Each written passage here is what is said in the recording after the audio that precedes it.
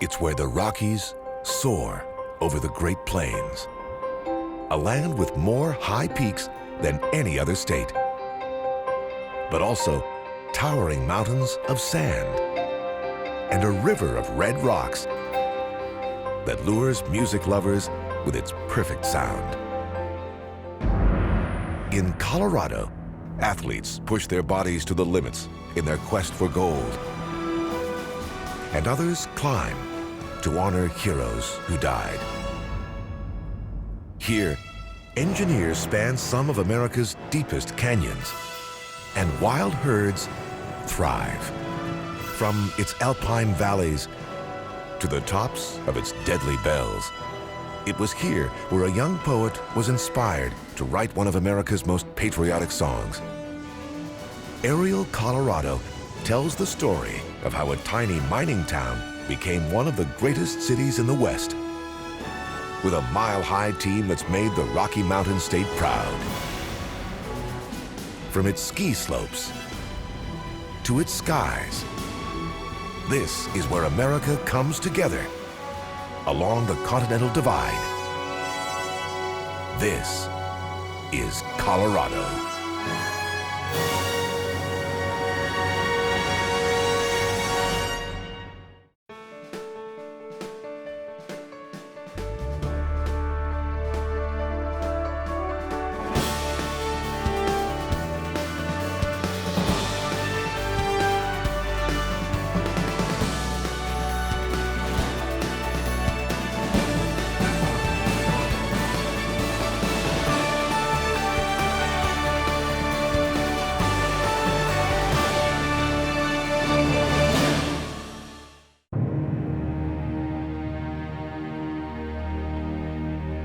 In 1858, a miner in Georgia named William Green Russell heard an intriguing rumor through his Cherokee wife.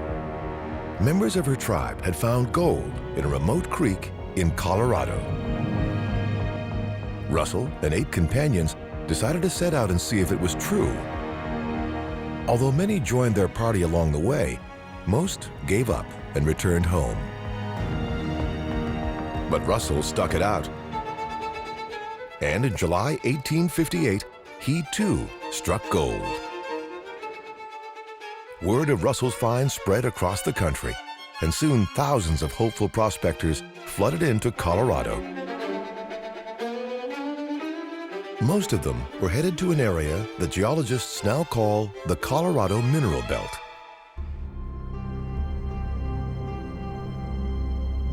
Deep below the peaks of the Rocky Mountains lies a rich belt of ore-bearing rock, full of gold and silver. Formed by fiery volcanic forces, the belt stretches across central Colorado from the northeast down to the southwest.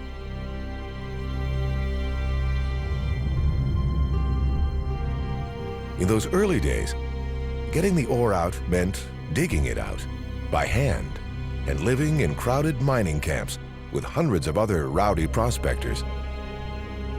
That's what life was once like here in the former mining town of Telluride, which was founded in 1878 at the base of this narrow box canyon. These days, Telluride is better known for the homes of celebrities like Tom Cruise and Ralph Lauren. But once, this tiny town bustled with eager miners, entrepreneurs, and Colorado's most wanted. In 1889, Butch Cassidy rode into town, walked into the local San Miguel Valley Bank, and pulled off his first bank robbery, walking out with $24,580 in cash, which would be worth more than $500,000 today. When it came time to make the movie Butch Cassidy and the Sundance Kid, director George Roy Hill chose a location nearby to shoot one of the film's most memorable scenes. Locomotives have been pulling cars through this canyon south of Telluride since 1882. Today, the Durango and Silverton Railway carries history buffs and tourists. But in Butch Cassidy's time, it hauled gold and silver ore out of Colorado's mineral belt. In the 1969 film, Paul Newman and Robert Redford stop the train and try to blow up its safe, but blow up the entire mail car by mistake. The money they were after rained down on the tracks, just as it did for many of Colorado's small mining towns, as they rode to prosperity on the rails.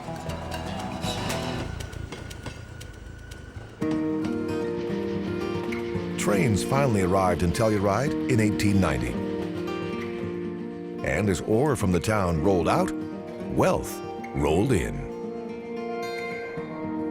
A building boom gave the town a distinctive 19th century Main Street that's now the venue for its famous annual film festival. These days, there's no train to Telluride, just one road, and this single high-altitude airstrip.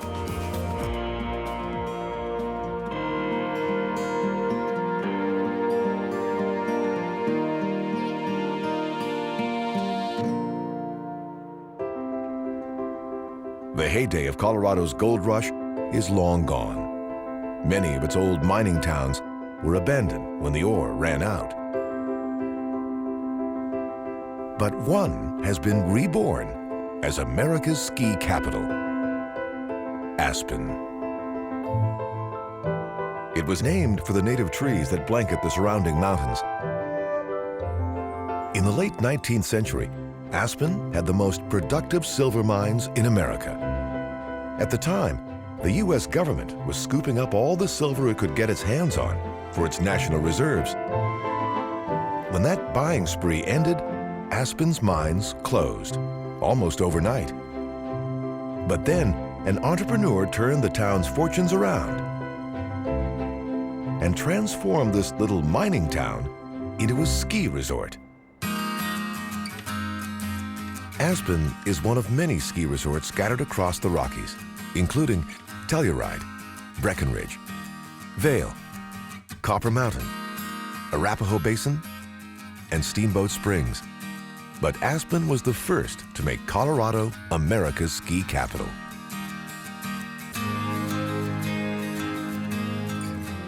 Four major ski slopes blanket the peaks around Aspen. Even in the off-season, paragliders use these slopes to launch themselves into the skies and soar over the Colorado Rockies and some of the most expensive homes in the world. Aspen's silver boom has been replaced by one in real estate, driven in part by the town's popularity with celebrities. Just outside of town, at the bottom of this narrow valley, is the 160-acre estate of actor Kevin Costner. He's one of dozens of celebrities who have called Aspen home over the years. Others include Hunter S. Thompson, Goldie Hawn, and Jack Nicholson. But many who pass through Aspen aren't here to rub shoulders with Hollywood stars or hit the slopes. They come to try to climb some of the most dangerous peaks in the United States. Tourists know these two distinctive bell-shaped peaks as the Maroon Bells. But climbers know they can also be deadly. They are some of the most photographed mountains in the world. There are hundreds of high peaks in the Rockies, but most who set eyes on the Bells never forget them. But the beauty of these peaks can mask their danger.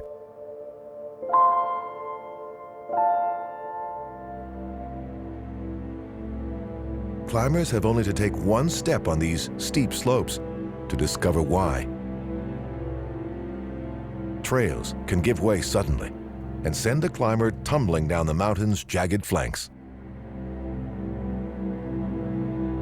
On the way up, a sign posted by the U.S. Forest Service warns of the mountain's danger. The beautiful Maroon Bells are unbelievably deceptive, it says. The rock is loose and unstable. It kills without warning. The snowfields are treacherous. The gullies, death traps. Only rarely have these mountains given a second chance. In 1965, 8 people died on the Maroon Bells in 5 separate climbing accidents. Tragedies that gave the mountains their nickname, the Deadly Bells.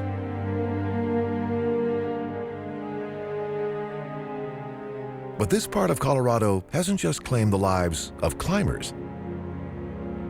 It's also been holding on to fascinating evidence of the Ice Age creatures that once prowled the Colorado Rockies.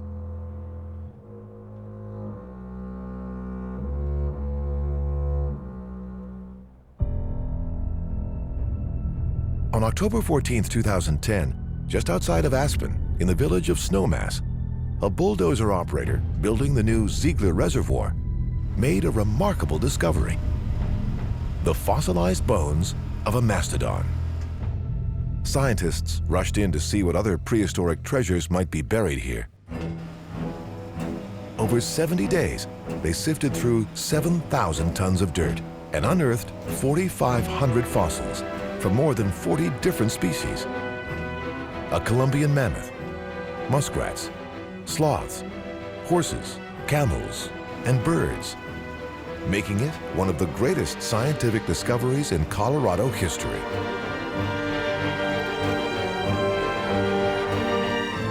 Tens of thousands of years ago, this future reservoir was the site of a prehistoric lake. The animals would have come here to drink, but why these creatures all died together remains a mystery. One theory is that an earthquake suddenly turned the lake bed to quicksand, which swallowed the beasts whole, though no one knows for sure. Today, these motor scrapers are the only giant creatures on this ancient lake. And the bones from Ziegler Reservoir are being studied by scientists at Denver's Natural History Museum to better understand the Ice Age history of the Rocky Mountains.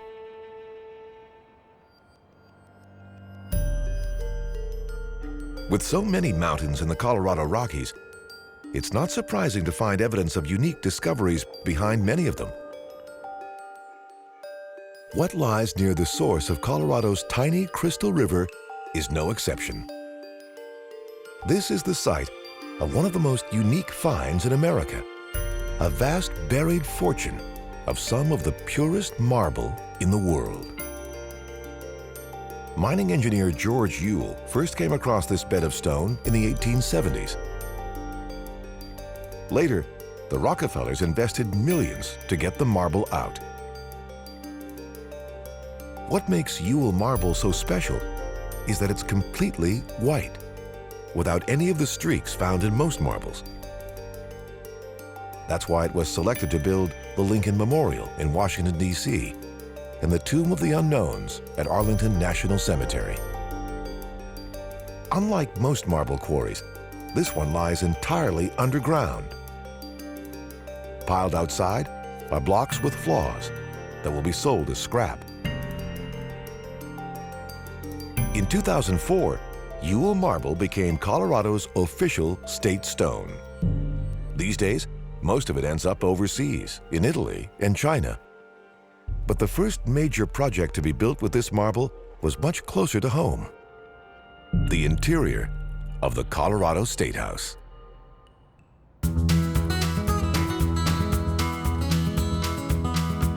When Colorado became a state in 1876, Denver was chosen as the capital, securing its place as the Rocky Mountain State's premier city. But disputes over the design of its new state house delayed construction for decades. It wasn't until 1908, more than 30 years later, that the Capitol's giant dome was finished with a coat of gold leaf. A monument to Colorado's early miners and those who first settled this city.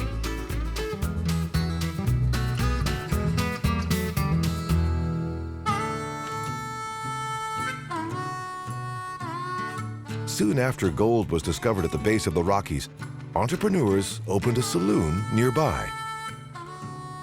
That tavern was the first permanent building in a little mining town called Denver. Over the next 30 years, Denver mushroomed as it catered to prospectors on their way to and from the mines. By 1890, Denver had a population of 107,000 and was the second largest city in the West after San Francisco. Its first bank, post office, and bookstore were located here in Larimer Square. That's now an upscale shopping area. High above, Denver bristles with skyscrapers and a daring new building that was designed to launch the city into the future. The Denver Art Museum was founded in the 1890s, but its older building wasn't quite in keeping with its growing modern art collection. So, in 2000, it commissioned internationally renowned architect Daniel Libeskind to design new galleries that would secure the museum's relevance far into the future. Libeskind based his design on the thrusting extreme angles of the Rockies and clad the new museum in 9,000 titanium panels. Outside stands the Big Sweep, a 35-foot-high sculpture of a broom and dustpan by artists Klaus Oldenburg and Kosha van Bruggen. The influence of the Rockies on Denver's modern architecture isn't limited to this museum. Outside of town, a series of peaks appears on the horizon. Architect Curtis W. Fentress came up with this mountain-inspired design for the new Jefferson Terminal at Denver International Airport. Teflon-coated fiberglass, no thicker than a credit card, covers this now iconic 1.5 million square foot terminal. Inside, its walls are lined with the state's own Yule marble. Colorado's modernist architecture caught the eye of filmmaker Woody Allen in 1973 when he was looking for a futuristic backdrop for his new science fiction parody, Sleeper. He found it here on Genesee Mountain, just outside of Denver. Perched in the trees, this futuristic-looking house was designed by architect Charles Deaton in the 60s. People aren't angular, Deaton explained, so why should they live in rectangles? It was in this house that Woody Allen's character Miles Monroe wakes up after being cryogenically frozen for 200 years and finds himself worlds away from his former life in 20th century Manhattan.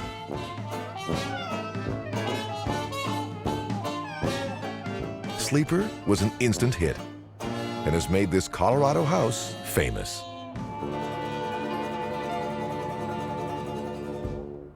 But it's not architecture or the movies that Denver is ultimately most famous for.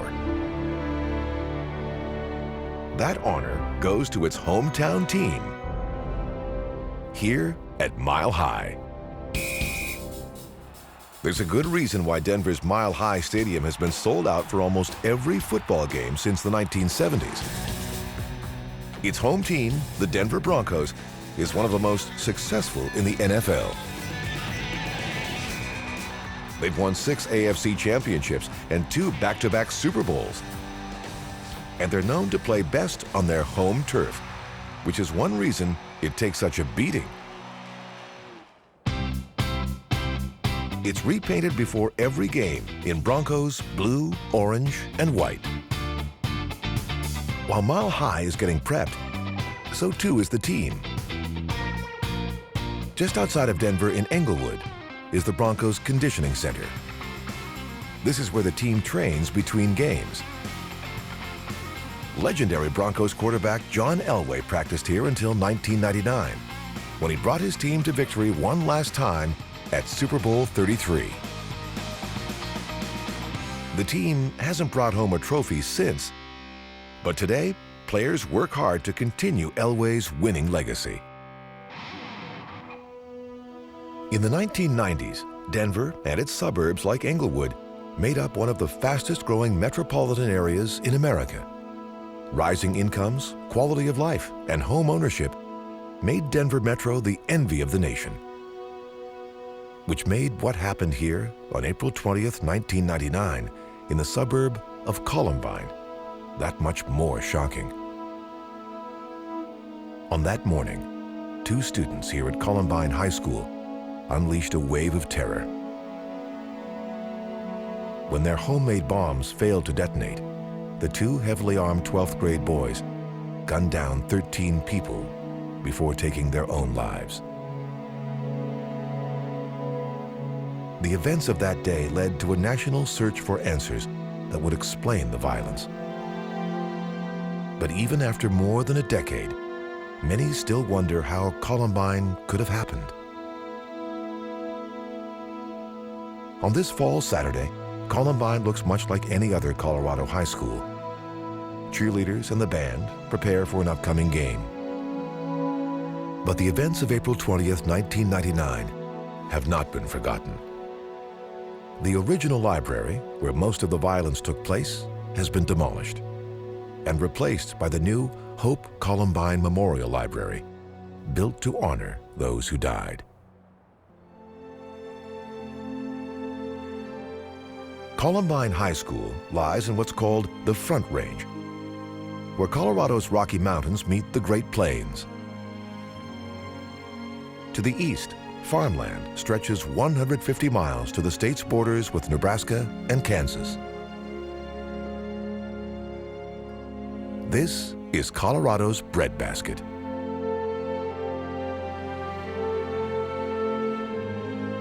Many think of Colorado as the Rocky Mountain state, but nearly 50% of it is actually farmland.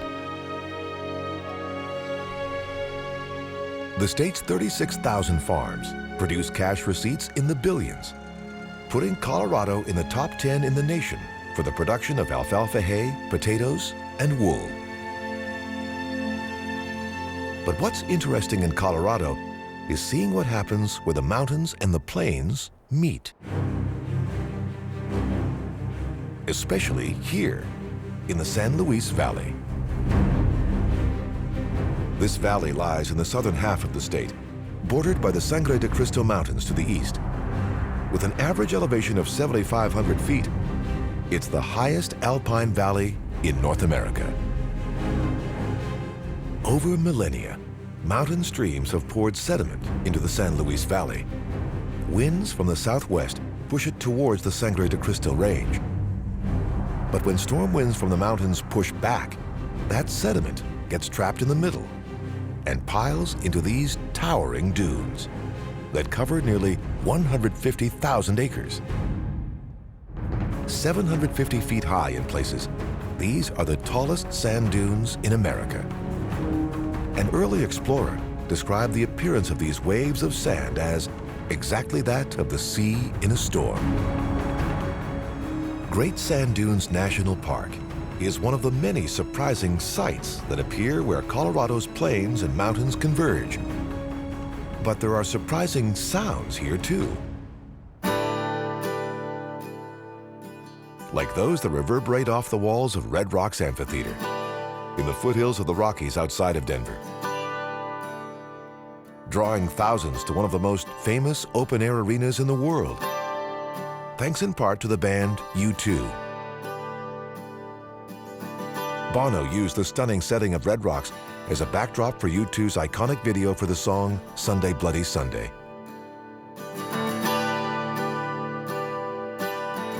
Tonight, fans are gathering to hear Snoop Dogg and Sound Tribe's Sector 9.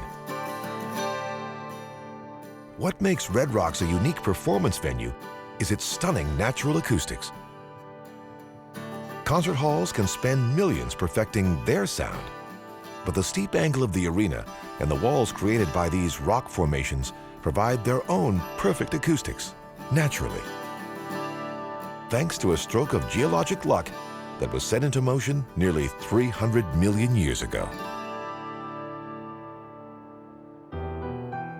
Red Rocks lies along a river of sandstone peaks that continues south down the Front Range. First thrust up by geologic forces, these rock formations were then softened by millions of years of erosion. They passed through subdivisions, golf courses, and a garden of the gods. When two surveyors mapped this collection of sandstone pinnacles back in 1859, one of them thought it would be the perfect spot for a beer garden. but the other considered it a place worthy of the divine. And so he named it the Garden of the Gods. And he wasn't the last one to find God on the Front Range. Over the last 20 years, nearby Colorado Springs has been transformed into a national hub of Christian fundamentalist worship. Here, megachurches, not mountains, rise from the plains. Over 100 religious organizations call the area home, leading some to brand Colorado Springs the Mecca of conservative Christianity. One of the city's megachurches was recently rocked by scandal. It was here at the New Life Church that Pastor Ted Haggard preached vehemently against homosexuality to his 14,000-member congregation. But in 2006, Haggard admitted to having a relationship with a male escort, from whom he'd also bought the drug crystal meth. Father Ted resigned from New Life Church and ended up selling insurance.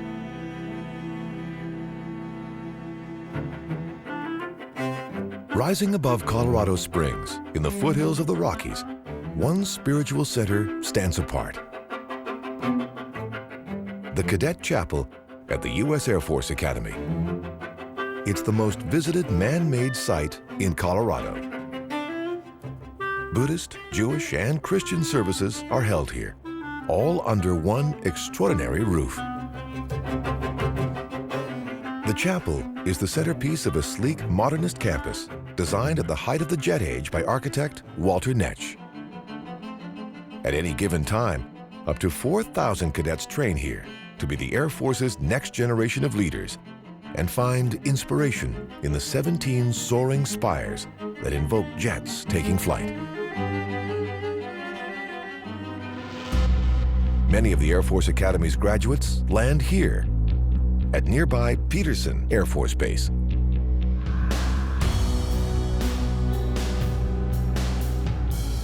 They might even get a chance to fly this V-22 Osprey taking off from the base. This controversial new aircraft lifts off like a helicopter but can fly like a plane. Peterson is home to the headquarters of the United States Air Force Space Command, which oversees satellite and cyber operations for the U.S. military. But once, many of the top secret operations now underway at Peterson were buried deep inside a nearby mountain, built to withstand the impact of nuclear attack.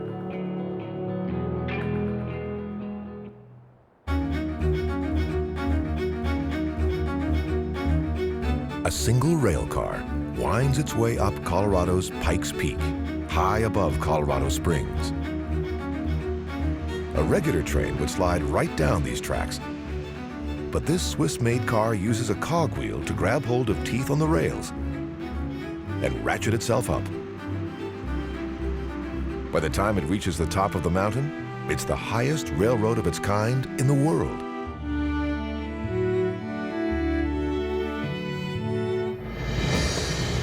But it wasn't always so easy to get to the top of Pikes Peak. In 1893, a poet named Catherine Lee Bates reached the summit on a mule.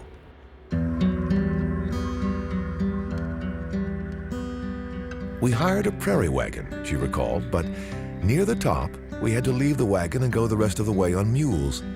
I was very tired, but when I saw the view, I felt great joy. All the wonder of America seemed displayed there, with the sea-like expanse. Inspired, Bates wrote a few verses, which later became the lyrics to America the Beautiful.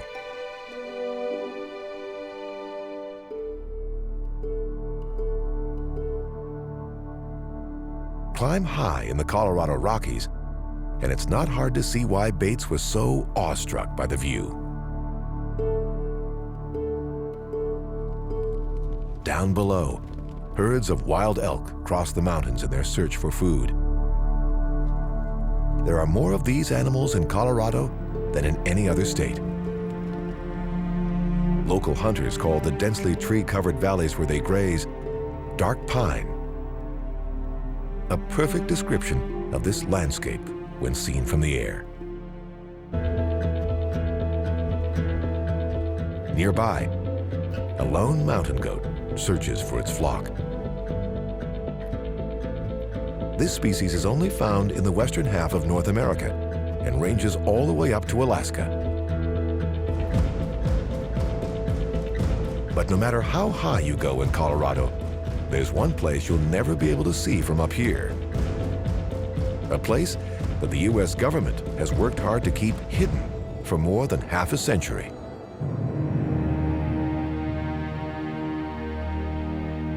Just a few miles from Pikes Peak is what looks like a mine shaft, but actually, it's the entrance to one of America's most legendary military command centers.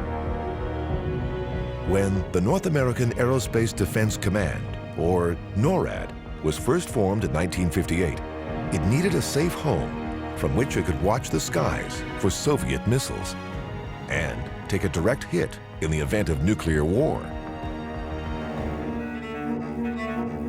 So military engineers created a hidden fortress carved 2,000 feet into the granite core of Colorado's Cheyenne Mountain.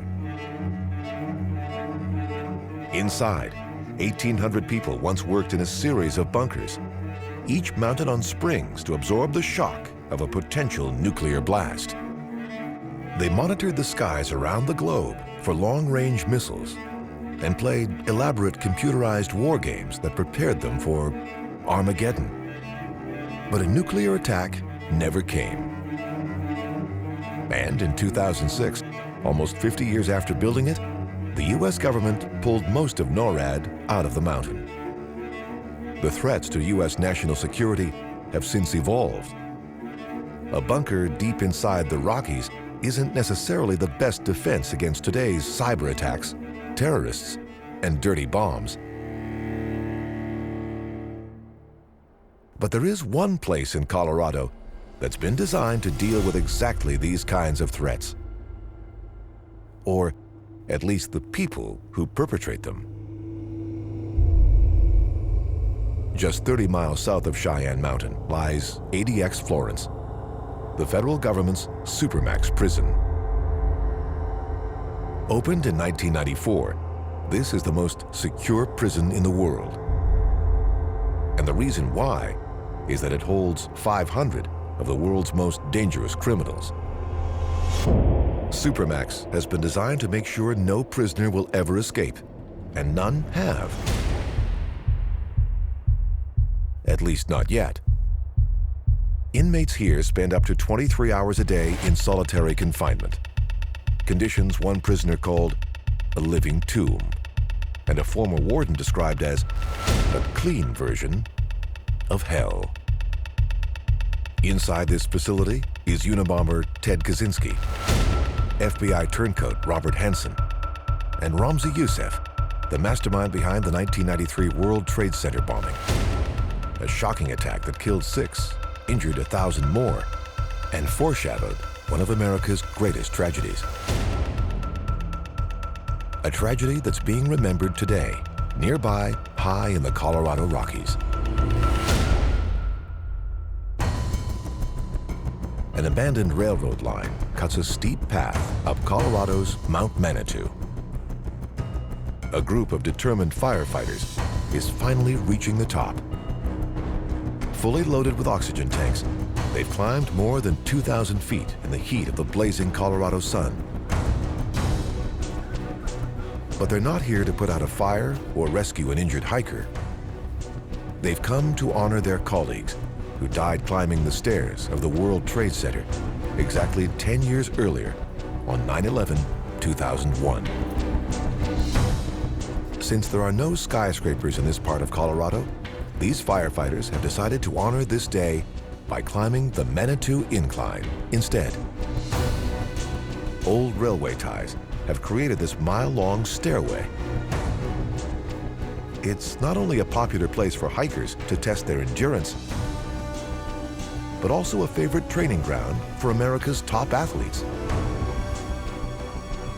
For members of the U.S. wrestling, speed skating, and volleyball teams, this killer climb has become a rite of passage. But the bulk of their conditioning happens here, just down the hill at the U.S. Olympic Training Center in Colorado Springs.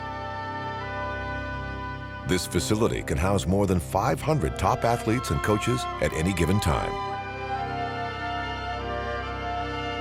Gold medalists, swimmer Michael Phelps and skater Apollo Ono have both trained here. The facility lies 6,000 feet above sea level. Athletic activity is harder on the body in Colorado than it is at lower elevations. With less oxygen up here, the human body goes into overdrive. Muscles work more efficiently and lung capacity expands. It's the perfect place for athletes to push themselves to their limits. And it's what makes Denver the perfect place to hit a baseball. At Coors Field in Denver, workers are busy prepping for another home game of the Colorado Rockies. Since opening in 1995, Coors Field has earned a reputation as a hitter's park. Thanks to Denver's thin mountain air, a home run hit here in the mile-high city can travel 9% farther than a home run hit at sea level at Yankee Stadium. But this advantage hasn't actually paid off yet for the Colorado Rockies. In nearly 20 years of play, the team has never won a World Series.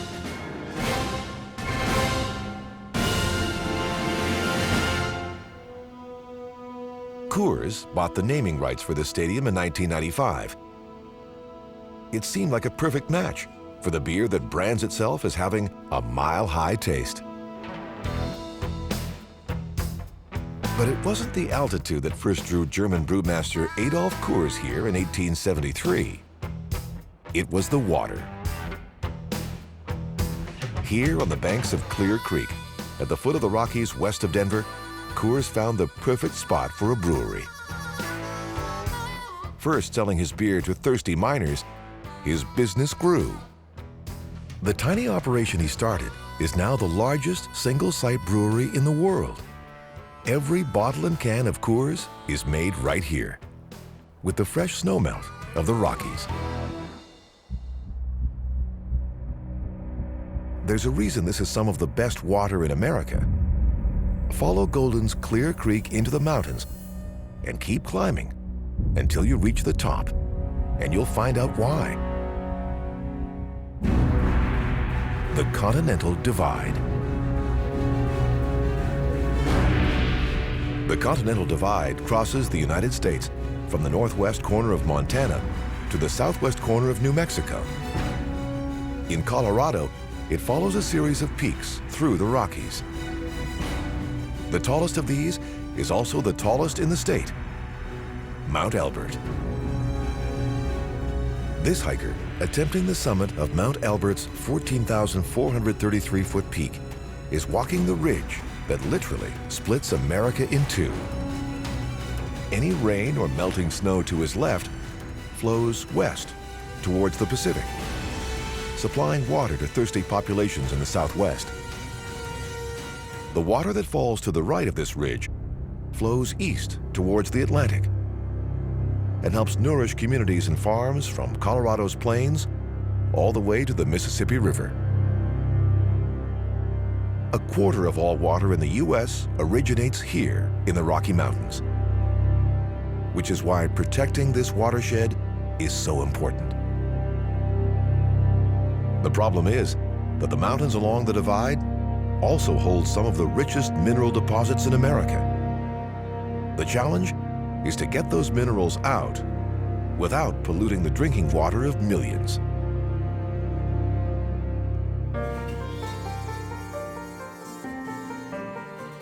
"25 miles north of Mount Elbert, the Climax Mine straddles the Continental Divide.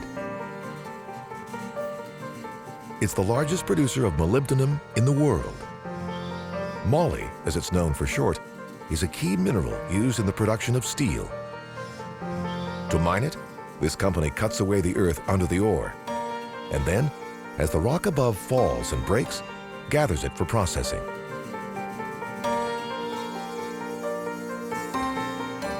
Inside this giant dome, chemicals are used to separate the valuable molybdenite from surrounding rock. The chemical waste is then sent to ponds, which cover several square miles. But underneath these ponds, a constant stream of groundwater flows directly to Denver's water system. In order to keep this water source pure, these tailings ponds have to be carefully designed and managed so that mining chemicals don't leach into the groundwater below and pollute the watershed of the Continental Divide.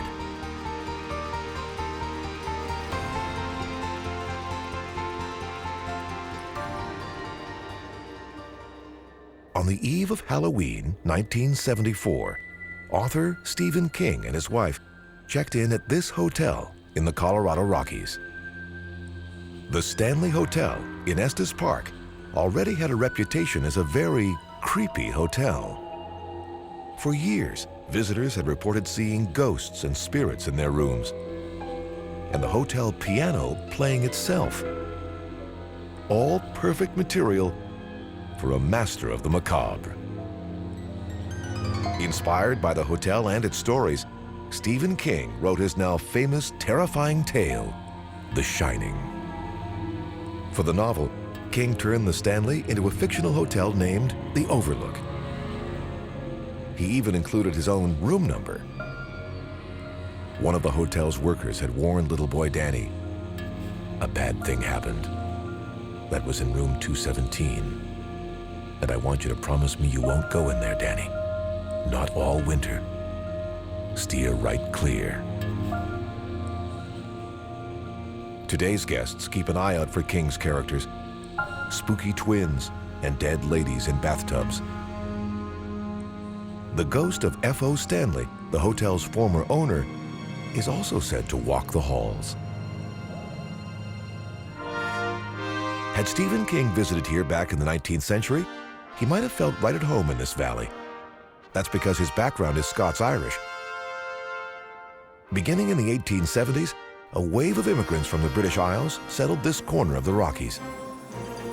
One of them was the Earl of Dunraven, an Irish nobleman with a passion for sport hunting, who bought much of the valley to create a game reserve. Descendants of those settlers still celebrate their heritage and their love of sport right here in town at the annual Longs Peak Scottish and Irish Highland Festival, the largest Celtic event in the West. For 4 days, men and women here compete in a wide variety of games. Bagpipe bands come from across the country to try to impress a panel of judges for top prize.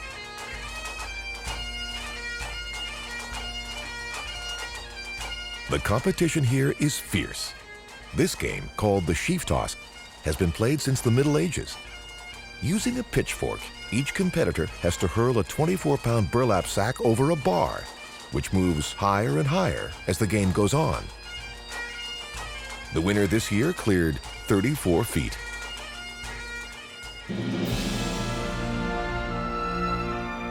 The Longs Peak Festival is named after a nearby mountain that lies in the heart of one of America's great national parks. Rising more than 14,200 feet, the summit of Longs Peak is often obscured by the clouds. More than 50 people have died trying to climb it since the first ascent in 1868.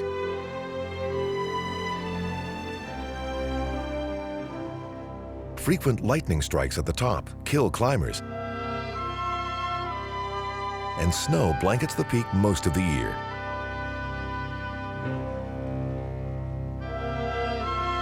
When that snow melts, it feeds small streams that flow off Longs Peak and the surrounding mountains. Together, these watercourses form the headwaters of the Colorado River, long before it flows through the Grand Canyon and down to the Gulf of Mexico. For years, environmentalists fought hard to protect the park's natural resources. And finally, in 1915, they succeeded when President Woodrow Wilson signed legislation to create the Rocky Mountain National Park. The park covers 416 square miles. Inside its borders are 114 peaks that rise above 10,000 feet. It's the highest national park in the U.S., which is why this alpine ecosystem has been called the land above the trees. It was from here that the Colorado River gradually forged a path west through the Rockies. The river's work has been impressive. Glenwood Canyon cuts right through the state, from east to west. It took millions of years for the Colorado River to carve out this canyon. So imagine having to build a highway through here in just 10. In the 1960s, the federal government proposed placing Interstate 70 at the bottom of the canyon. Environmentalists worried that it would damage the river and fought back. The resulting controversy stalled the project for years. Then, the freeway's engineers came up with an innovative and environmentally friendly solution. The roadways are suspended on giant cantilevers over the Colorado's banks to protect the river itself. Building the road decks on top of each other limits the footprint on the land. And blasting key tunnels through the canyon's walls ensures that the river's natural bends remain intact. To keep traffic from clogging this pristine landscape, the highway's main tunnel is armed with cutting-edge technology that tracks every car that enters. If a vehicle doesn't exit out the other side exactly when it should, an alarm notifies officials that the highway might be blocked. Curving gracefully as it hugs the canyon walls, the Glenwood Canyon Highway has been hailed as a successful example of nature-friendly design and is now celebrated as the crown jewel of America's interstate system.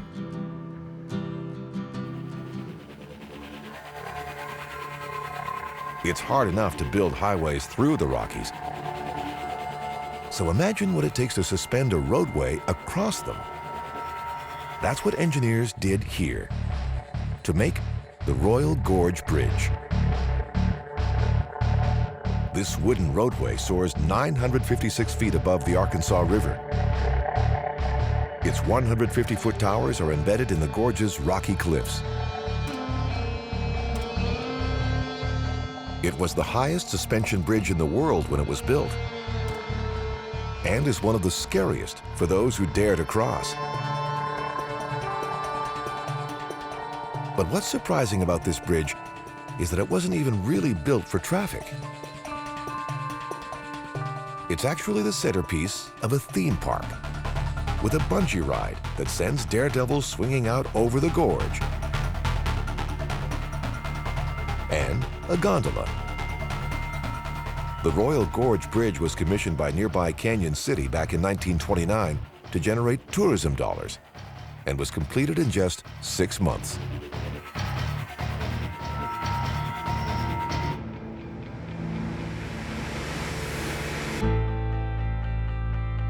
There are so many amazing feats of engineering all across Colorado. It's easy to take some of them for granted, like this seemingly simple road up Mount Evans. The summit of this mountain lies at 14,265 feet, atop a mass of former molten magma. But what's even more impressive is the 28-mile road to get here. It took 10 years to build and climbs 7,000 feet. By the time it reaches the top, it's the highest paved road in America, leading to one of the highest observatories in the world, in America's highest state. It was the view from the top of Colorado's peaks that inspired John Denver to write his famous Rocky Mountain High, a song that's inspired thousands to come to Colorado. where America's great mountains meet its great plains, where gold and silver once rode the rails, and thrill seekers hit the skies. This is the land of the Rocky Mountain High. This is Colorado.